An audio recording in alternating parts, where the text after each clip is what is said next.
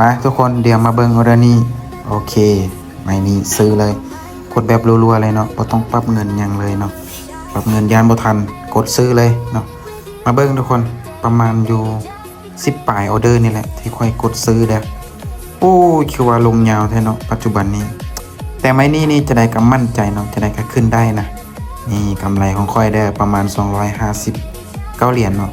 ค่อยอยากได้ประมาณอยู่400ออเดอร์นี้โอเคขึ้นเขียวไปงามๆนิ่งไว้นิ่งไว้โอเค5 4 3 2 1ขอยกโปรบัตร1สวยนี่งามๆเลยทุกคน